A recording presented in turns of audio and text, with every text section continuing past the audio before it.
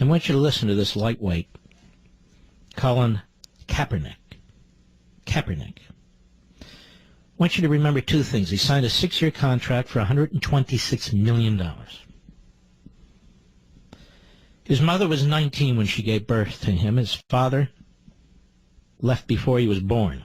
His mother was white, his father was black. He was given up for adoption. A couple adopted him. The Kaepernicks, a white couple. I have to bring up race because apparently this is the way we talk now. Not Americans anymore. Now we specifically identify by pigmentation. You can thank Obama and his administration and the Democrat Party. This is all they care about because this is how they plan to win elections. It's how they plan to win elections. And all they care about is power, power, and more power. I want you to hear some of what this man says. It could be Hillary Clinton speaking. It could be Barack Obama speaking. It could be any liberal speaking. Cut 8, go.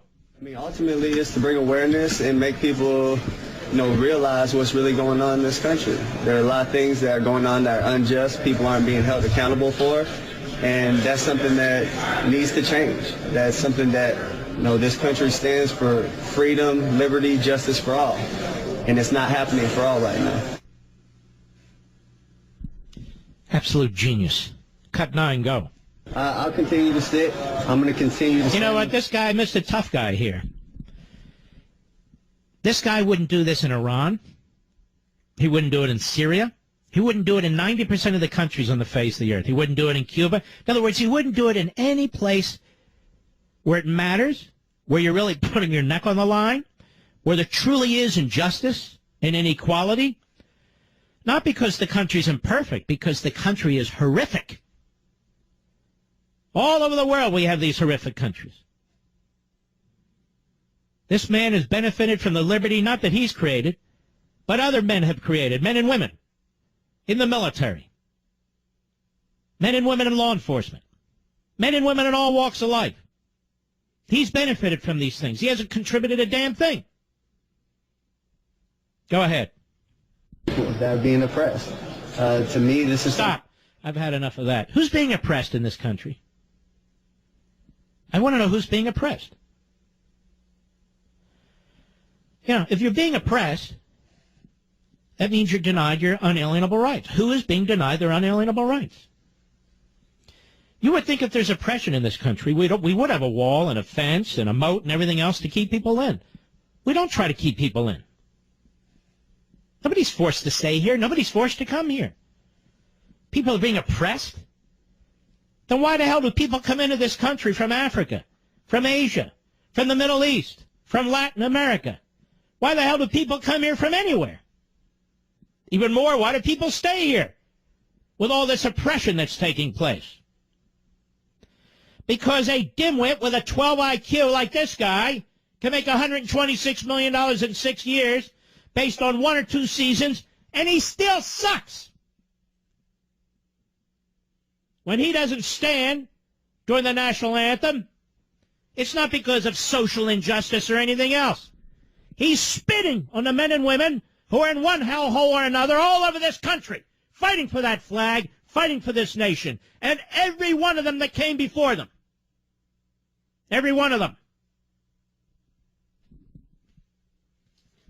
That's why this is important. Not because of him. He's unimportant. Not because of one principal who says you can't bring in the American flag, you might offend an ethnic group. Because this is going on everywhere. Go ahead. Has to change, and when there's significant change, and I feel like that flag represents what it's supposed to represent, and this country is representing people the way that it's supposed to, I'll stand. There's people being murdered unjustly and not being... Stop. I don't want you to stand. I don't want you to stand. You stay seated. You're not allowed to stand. You stay seated, you jerk. You stay seated. That's how you'll honor this country, by getting out of the way and staying out of the way. You're an insignificant fly. That's right, I said it. Go ahead. There's a lot of things that need to change. One specifically is police brutality. There's people being murdered unjustly and not being held accountable. Really? Name one cop that's murdered somebody unjustly and isn't being held to account. Name one. Name one. Oh, he can't. Go ahead. Paid leave for killing people. You're not getting paid leave for killing people. An investigation takes place. There is a modicum of due process. And so basically you're taken off the street. You continue to get paid because you're not guilty of anything yet. You may have heard of due process. Now, he probably hasn't. Go ahead. It's not right.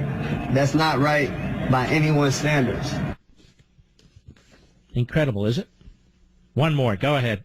No one's tried to quiet me, and, to be honest, it's not something I'm going to be quiet about. I'm going to speak the truth when I'm asked about it. He's going to speak the truth. He's a tough guy. He's very courageous. Here in America, not standing up during the national anthem, very, very courageous. In America, if you don't stand up during the national anthem, they cart you away and send you into a gulag, don't they? Then they torture you, don't they?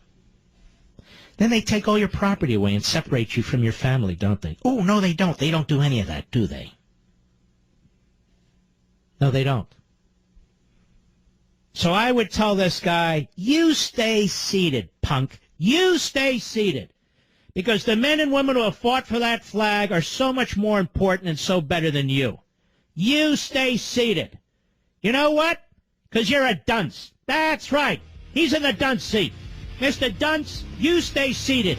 And what you ought to do with this guy in stadiums all across the country when he's sitting on the bench is laugh at him. Mock him. But remember, we don't want him to stand up. Because the country's better than him. And the people who have fought for this country are better than him. Mr. Dunce, you sit on your ass and you stay there. I'll be right back.